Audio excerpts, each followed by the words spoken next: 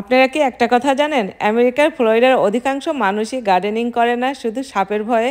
তো যাই হোক, আমারও সেম অবস্থা ছিল, কিন্তু এখন গার্ডেনের প্রতি এত ভালোবাসা হয়েছে, কিসের সাপ, কিসের ইগুয়ানা, কিসের পোকামাকড়, যাই হোক কোনো কিছুই আর ভয় লাগে না। এরকম তাজা তাজা শাকসবজি দিয়ে যখন এরকম রান্না করে খাই তখন কি মজা লাগে বলেন তো। স্টিল আমার হাজব্যান্ডের কোনোই আগ্রহ নাই এই গার্ডেনের উপরে। তার গরম লাগে, তার হচ্ছে সাপের ভয় লাগে, সব কিছুই লাগে, তার কষ্ট লাগে। তারপরেও আমি জোর করে তাকে এই যে গার্ডেনে ধরে নিয়ে আসি, আসো আমাকে একটু শাকসবজি তুলে দিয়ে যাও। সে তো একদমই পছন্দ করে না, তার চেহারাটা শুধু একটু দেখে। আমি আমার মাকে এখন অনেক মিস করি, কারণ আমার আম্মা যখন আমেরিকাতে ছিল তখন আমার মার অনেক শখ ছিল এরকম গাছগাছালি লাগানোর জন্য, কিন্তু তখন আমরা ভাড়া বাসায় ছিলাম। আর আমরা যখন এই বাসাতে মুভ হয়ে আসছি তখন মাত্র আম্মা 1 বছর মতো আমার কাছে ছিল।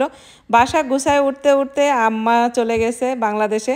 তো যাই হোক, মা হচ্ছে একবার সাপ দেখে অনেক ভয় পাইছিল, তারপরে মাও অত বেশি মানে গার্ডেন করার আগ্রহ ছিল না মার।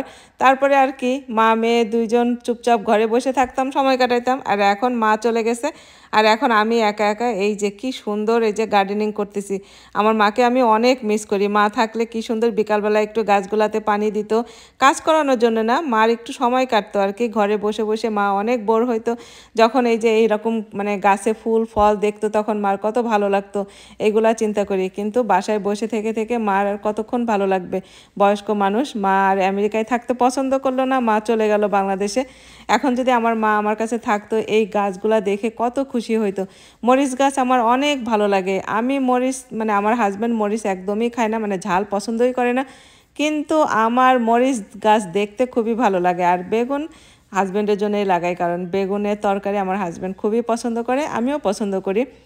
আমার বাগানটা কেমন লাগতেছে দেখতে বলেন তো। সবাই শুধু বলেন যে রূপা আপু বাগানের ফুল ভিডিও দেন না। বাগানের ফুল ভিডিও দিতে গেলে ভিডিওটা অনেক লম্বা হয়ে যায়, সেই জন্য আপনারা অনেকেই লম্বা ভিডিও দেখতে পছন্দ করেন না। যদি বলেন যে কেমন লাগলো অবশ্যই কমেন্ট করে জানাবেন, এখন থেকে চেষ্টা করব একটু একটু করে লম্বা ভিডিও দেওয়ার জন্য। যাই হোক, এই যে দেখেন এইখানে আমি এই যে মানে তরকারির খোসা মোসা আবর্জনা একটু মাটি এখানে ফেলাইছি, ফেলানোর পরে এখানে এই যে কুমড়ার গাছ, সিমের গাছ সব কিছু একা একাই হইতেছে। আমি কিন্তু এগুলা মানে যত্ন করে লাগাই নাই। সবাই বলে যে আমি নাকি খুব তাড়াতাড়ি বাগান করা শিখে ফেলছি। আসলে সব কিছুই চেষ্টা করতে হয়, চেষ্টা করলে সবই সম্ভব। এখানেও যারা যারা বাগান করে আমি তাদেরকে সারাক্ষণ প্রশ্ন করতে থাকি, এই গাছটাকে কি করব, ওই গাছটা কেমনে হবে। তারপরে তো বান্ধবী একজন ছিল, জেসমিন আপু, অনেক হেল্প করছে বাগানের কাজ টাজ সব কিছু মানে করার জন্য, শেখার জন্য।